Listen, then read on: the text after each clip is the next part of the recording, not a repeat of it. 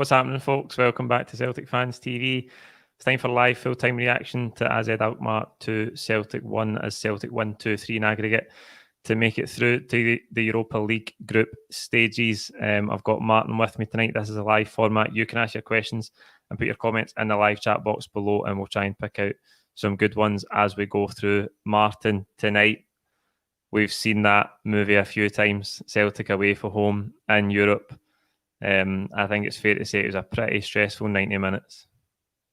It was indeed. It was a rollercoaster night, and that was a long second half. Wasn't sure if it was going to be a game of two halves. We finished the first half up against it, and half time came at the right time for us. So we're sprinting into the changing room just to get a bit of breather and try and get reshape and regroup. But I thought the second half we were up against it almost immediately, and that second half just felt like an eternity. It felt like 3 games, never mind 45 minutes. But we got there, Paul, and if you think about where we were at the start of the month after that game against Hearts and the defeat there, and then what's happened to us in Europe, going out the Champions League qualifiers, tonight's result's huge. Not a great performance, a tough watch, but it's all about the result tonight. And we got through, and if you wouldn't have predicted that 2 or 3 weeks ago, you would have predicted coming up against a team that finished third in the Dutch league last year.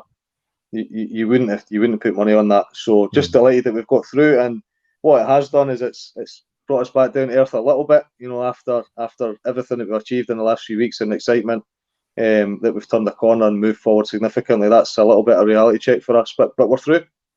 Yeah, I think that is the main thing. We'll talk about the various reality checks that we saw tonight, but I think before the game I was saying if we get the first goal, puts us in a great position to go on and win the tie comfortably, gives Alkmaar a mountain to climb, and we get that. Ralston plays a great ball into the channel, and you could just see it developing as soon as he played that pass that Abada was sprinting on it, and if he got his head up, picked out a lovely square pass, Kyogo, you knew he would finish it. Oh, absolutely. I mean, every single part of that goal was brilliant. I think Ralston was facing the opposite way. I think he was facing back the way, and we called him Roberto Carlos a few weeks ago. He is getting better and better, and he's settling into the team now, and showing a bit of consistency. But that pass was sensational. To have the vision as a defender to pick out that pass was brilliant. And Abada was in loads of space, but part of the reason he was in loads of space was because the team didn't predict the pass. The pass was so unpredictable. But he took advantage of the space that he had, and he flew down that wing quickly, and his cross was perfect. And who better to be in the middle than Twinkle Toes? He's always anticipating the pass, and he was right where you'd want your striker to be, and a nice simple finish for him, but a great run to get himself in that position and lose his marker. He gives a great start, as I say, the absolutely ideal start after starting the game with a 2-0 lead for the first leg, but then a matter of minutes later we've cancelled it out, and it's a calamity. First of all from Welsh, but more so for Joe Hart. I mean, I thought it looked like he was playing 5-a-sides, like as if he wasn't allowed outside his D, because there was like 2 or 3 seconds where he just stood still. I honestly thought the whistle had went. I thought, it can't be a goal because he just stopped. I don't know why he didn't just come out, take another couple of steps and just boot it clear. He seemed like he was glued to the edge of his box. And you don't see these type of goals too often in top level football. So I'm sure you remember it, Paul. But the balls came directly from the keeper, so it's a kick directly from the keeper. Mm-hmm.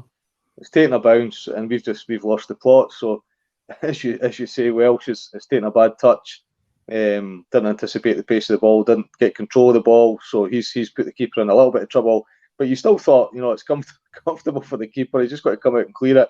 But I think he wasn't sure whether to let the ball travel into the box, as you say, and catch it, or whether to try and do something to kick it away. But I think he forgot he's allowed to use his feet as well.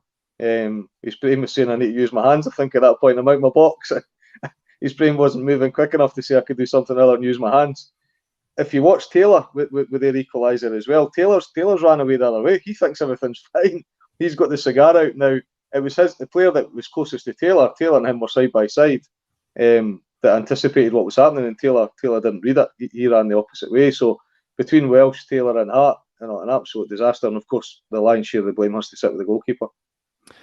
I think obviously Welsh, he looks caught in two minds. Welsh, like obviously as you say, it's a big punt up the park for their keeper. He's either got to go and head it, or just let it go through. Because if he lets it go through, the pace and the ball might take it through to Joe Hart, but because he gets a touch on it, it almost kind of slows it down a bit and changes his direction ever so slightly. But the fault there is all with Joe Hart, because he's just got to take another couple of steps, just be more alert. I don't know why he just froze. He just totally froze. It was really, really strange. And then from that minute on, like, it was just Celtic away from home in Europe. Like, how many times have you seen it?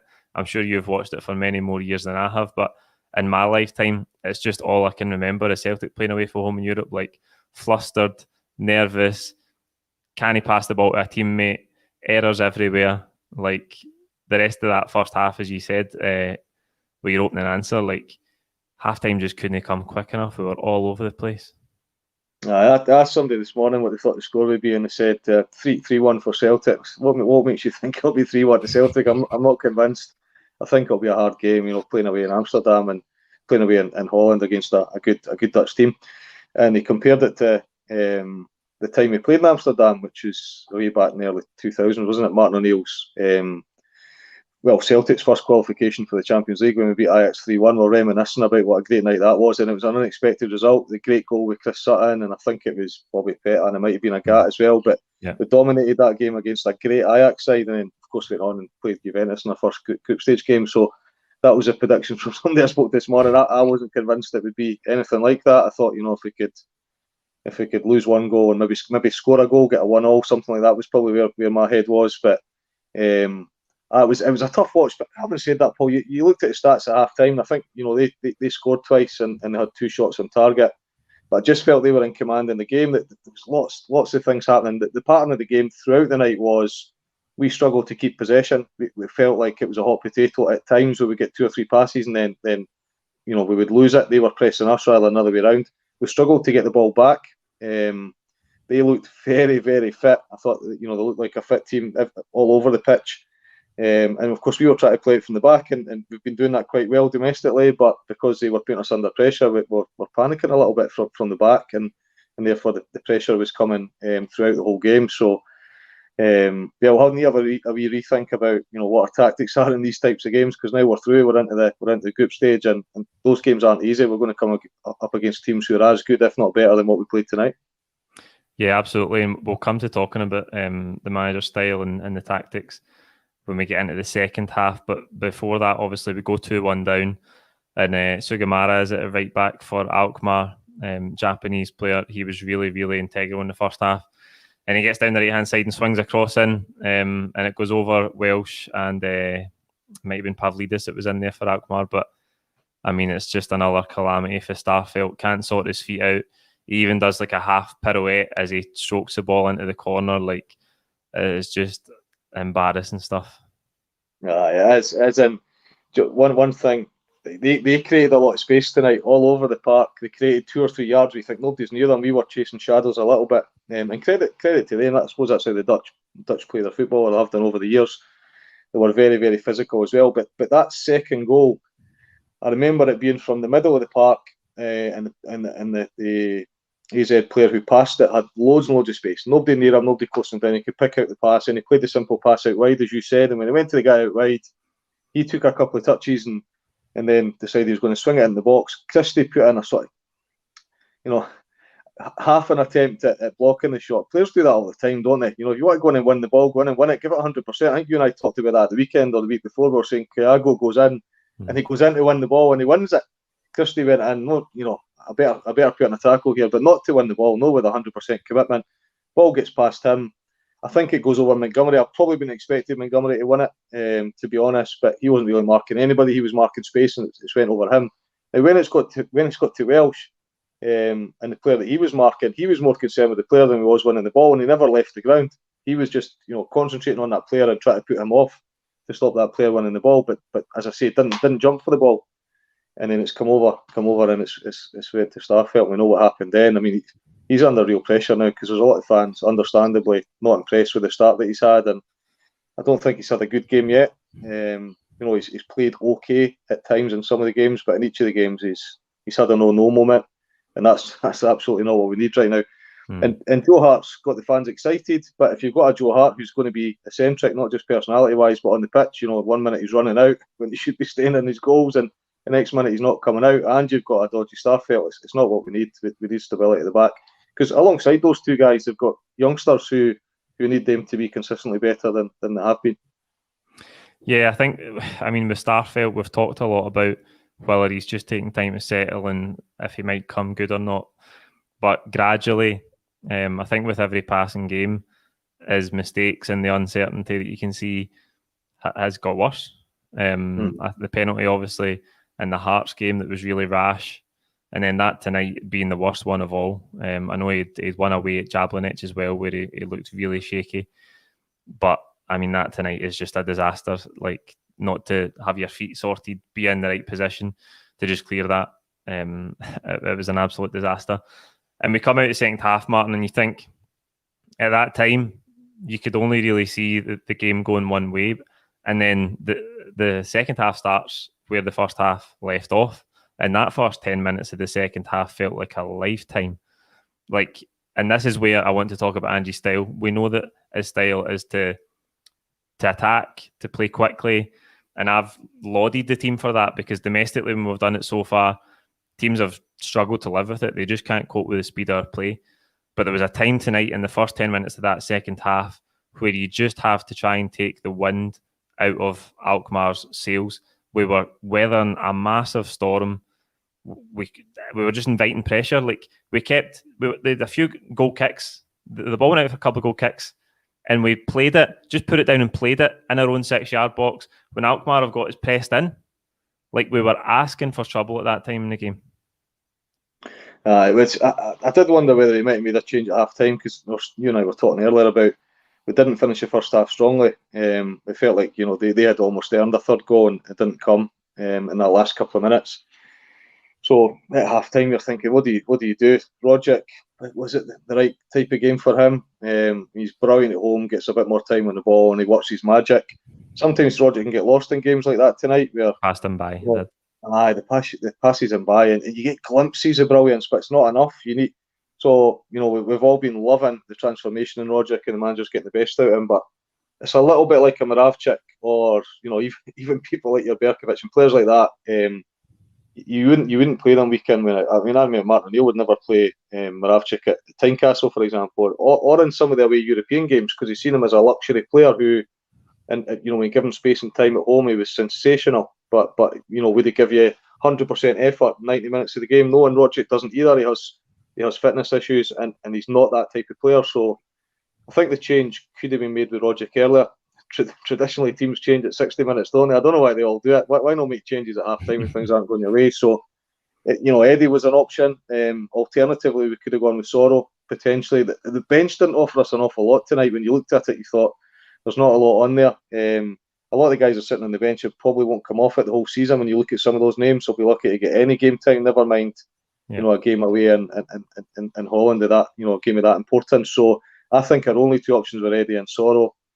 And I think taking Rogic off a little bit earlier might have been the solution, because Eddie helped when he came on, Paul, didn't he? He made a difference. He held the ball up, and he took a bit of pressure off, the other front guys, because Gilgo was putting in tackles right, left, and centre. One of the ones I remember, I think it was in the first half, he tackled the guy twice his size, and putting a fantastic tackle that nobody else in the pitch would have put in. But we can't ask too much of him, and I heard the manager talking about that the weekend, saying we can't rely on a small group of players too much, because we'll just burn them out. And that's where he has to use his squad. Not that he's got a big squad, but he has to make some of those decisions. And I thought tonight there was an opportunity to make a decision at half time that maybe would have made a change immediately in the second half, and we might then have got a bit of momentum and changed the shape of that second half. Yeah, the point about playing out of the back and stuff is I totally agree with it, and I'm not one of these people that wants the defence just to lump the ball up the park at any given opportunity. But I just think maybe 95% of the time do that, and the 5% of the time where you're massively under pressure, you don't need to go long. Just go into the middle of the park, do something different. Don't invite pressure in your own 6-yard box at a time when the whole defence looks panicked and we couldn't pass the ball to a teammate. We had 2 or 3 sequences of play where a centre half, either Welsh or Starfelt, just passed out for an Alkmaar throw-in. Like, we just couldn't find a teammate. I just want to bring up Declan's comment about Starfelt. Unfair to ignore the great defending that he did. To be fair, at the end, he did get his head in and he won a good few headers when we were defending our box in that last 10 minutes. It's just the shakiness on the ball, and obviously he makes that high-profile error tonight that could have cost us, but I accept that he did some good defending in the closing stages. You mentioned Edouard there, Martin, and I thought that was the thing that changed the tide of the game. Edouard coming on. As I say, that first 10 minutes of the second half was like a lifetime, and we were really inviting pressure. We couldn't get the ball up the park. We couldn't make it stick. But Edouard comes on and immediately, similar to the first leg, although we weren't under the same pressure in the first leg, but when he came on last week at Celtic Park, again, there was a difference in how much we could get the ball up the pitch and really build round about that. Yeah. I mean, there was a lot of chat before the game about, Eddie's not starting. What does that mean? Is he leaving? And I think the manager would have been brave to start with Eddie and Kyogo, and I think he probably would have been criticised for doing that. He's probably most of the fans would have said that was too ambitious and play a slightly more, because he's got decisions to make with that six. The three up front, the three in midfield, and he's playing a 4-3-3, and he has got some good options in that six. And you could say he's probably got 10 to choose from if you start throwing. You throw Sorrow in, for example, and if Forrest was available. I think his big decision tonight was that he was going to play Project ahead of Eddie, and I think it was the right decision. But what a difference he made when he came on. He was working hard. When he did get the ball, he didn't lose possession. He played a few neat passes as well. So he took a lot of pressure off us, and we're all desperately keen for him to stay. I don't know now with Ronaldo going for silly money and Mbappe going for silly money, we might get 150 million for him by the end of the week. But we're all hoping he stays because he's definitely got a role to play, and he looks like he's enjoying his football a lot more. For a long time, he was just kind of lost in games. He was drifting. He looked disinterested. There wasn't much happening around about him. But we're seeing a different Eddie now, whether it be the games that were dominating at home or a game tonight where he's come on and made an impact. And hopefully that's because the manager's convinced him that there's exciting times ahead. Yeah, a lot of talk, obviously, about the big game on Sunday. A lot of speculation about what kind of team our opponents will be able to field, but tonight Greg Taylor goes off injured, and you've talked about the reality checks that we got tonight, and the glaring one of those is the defence is still a shambles at times under pressure. I think that's what we saw tonight. So going into that game on Sunday, it's obviously a high pressure situation. We're going to have to play Adam Montgomery, who I think did really, really well tonight. When he came on, he did everything you would expect of him and more for a player at such an experience and at that age. How do you feel about him going in at Ibrox on Sunday at left back? I think he probably is a good shout. I don't think he's done anything majorly wrong when we've played him in recent games. He didn't do much wrong tonight either. I don't think we have much of an option. If you could have picked one player or one position where you said, if we've got an injury, it's not the end of the world, it probably would have been, and I mean this all due respect, it probably would have been to Taylor, wouldn't it? Because we still recognise that as being the weakest part of the team. With Alston having come on, Welsh and Starfelt's not incredibly strong in the middle. We know that. We've talked about Starfelt already. I do think there was an incident late in the game where he was found wanting as well. So none of us want him to fail. We want him to succeed, and we have seen at times that he's defended well. So, but I think it's either Starfelt or Taylor who are the two that are who are struggling compared to the rest of the team right now. So the Taylor injury is a sore one. You have to admire him for trying to play on. He looked like he was in a lot of pain, but he tried to play on. And I've seen him at the end coming on the pitch as well, and he was congratulating all the players. He's giving 110% to the team right now. He can only give 100%. He's giving 100% right now. He's desperate to keep his place, and he's working his socks off. And that's what was missing last year with half the team. You weren't getting the effort, whereas with guys like him, you are. So we will miss him for his effort and his application. But Montgomery, I think we've little option. He has got some decisions to make with that middle six again, though, hasn't he? Because the defence, he doesn't have many options, but in the middle six, he has got some decisions to make. And what's disappointed me in the past, in some of the Rangers games, has been players like Christie and Forrest, and we know all the ability they've got. They've not turned up, so we need players like that to turn up. We need Turnbull to have a good game. We need McGregor's generally good, but you need Christie to have a good game. Abada been a little bit hot and cold again. He was good in spells today, but you need an Abada, a Turnbull, and a Christie to turn up on Sunday. Yeah. And if they do, we know what they're capable of. But we can't have it all down to Eddie, and I'm hoping Eddie starts. Kyogo, we have the other guys. We need them to turn up. Yeah, I think that's a big question in it for Sunday.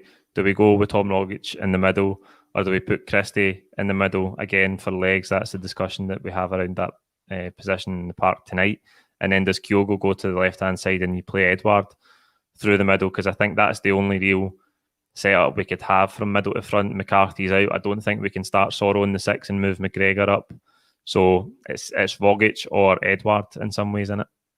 Yeah, and I think it's Edouard every day of the week. I think we need to go out and attack that Rangers team. We need to play high and not be silly about it. I don't think we're silly about it tonight, but I don't think it's the type of game for Rogic. You know, you maybe bring him on and he'll bring a bit of magic late in the game if there's an injury, or he's a great guy to have on the bench. But I think we've seen that tonight, that in that high intensity game, he's not necessarily always the answer. So if I was a gaffer, I'd be picking Eddie to start. He's scored goals in these games before. He knows the fixture really, really well, and we can rely heavily on him. And I think the opposition will be really, really scared at Eddie and Kyogo up front. Those two playing together with Abada, and which, as I said earlier, you need the guys behind those three to really turn up. And Christie, McGregor and Turnbull, they're all very, very capable of having an excellent game, but we just need them to be on top form. Christie in particular, he hasn't turned up in these big games often enough. Yep, absolutely. We're in the hat though. We are through. That is the main thing that mattered tonight.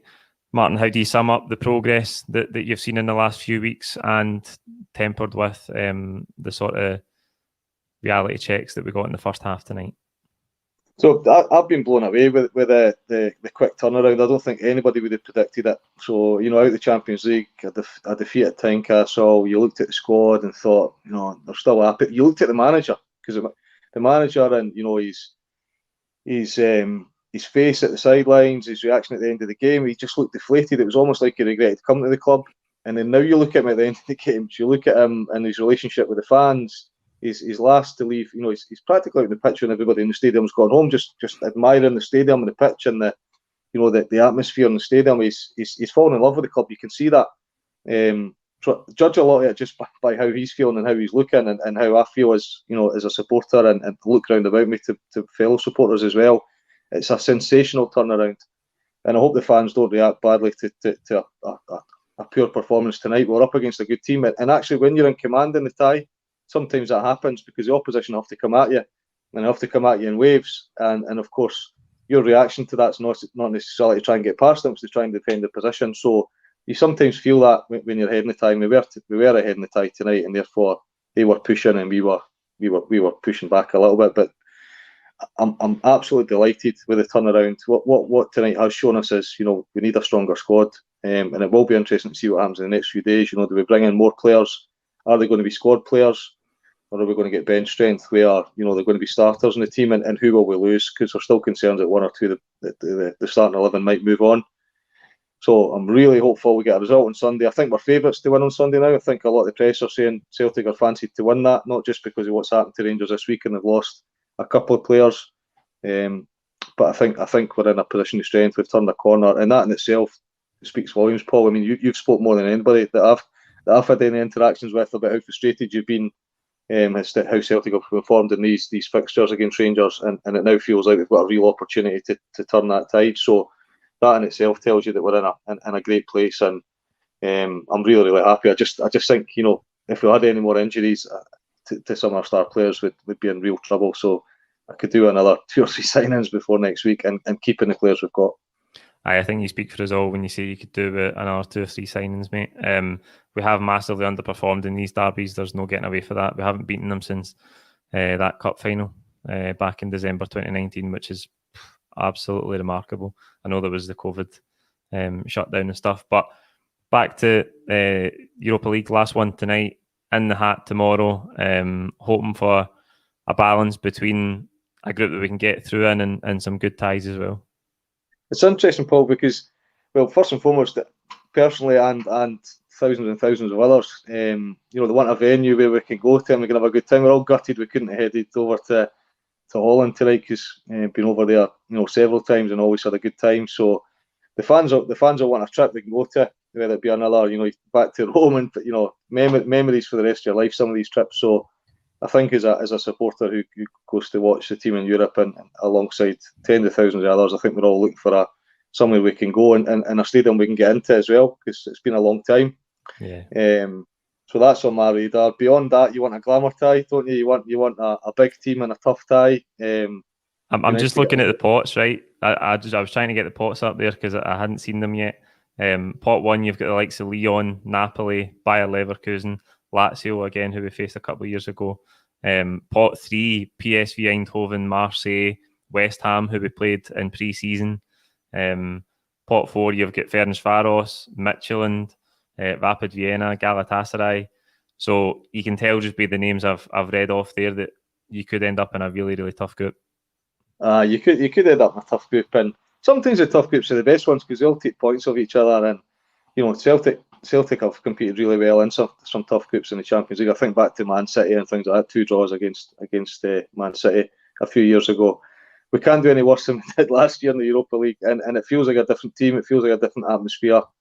I feel in a stronger place. So really, really excited about the draw. I'd like us to get a venue that we can all go and enjoy, a bit of sunshine or somewhere it's not too far away. Talk about places like Marseille and PSV and teams like that, and West Ham. I mean, it'd be great to get a trip down to London, wouldn't it? So let's hope we get one of those. Let's hope the group doesn't have 3 teams that are, really, really difficult to beat, so we can go out and compete. And who knows? It feels like we've turned a corner, Paul, and I'm really optimistic about the future. Certainly under the manager as well. Everybody in the press is saying good things about him. The fans have fallen in love with him already, and that's only after a handful of games. So we believe in what he can achieve and what he'll bring to the club, and we just need to invest a bit more. And really excited about the draw tomorrow. Can't wait. We'll be trying to book up tomorrow after what's been too long. Yeah, absolutely. Looking forward to it, and as you say, I'm really happy with the progress we've made in these last few weeks as well. That'll do us for tonight. Like this video, comment with your own thoughts below. Don't forget to subscribe if you haven't already. Tomorrow, the attention turns to the big derby at the weekend, but before that, I'll be back shortly with the Twitter reaction as well, so join me for that. Cheers.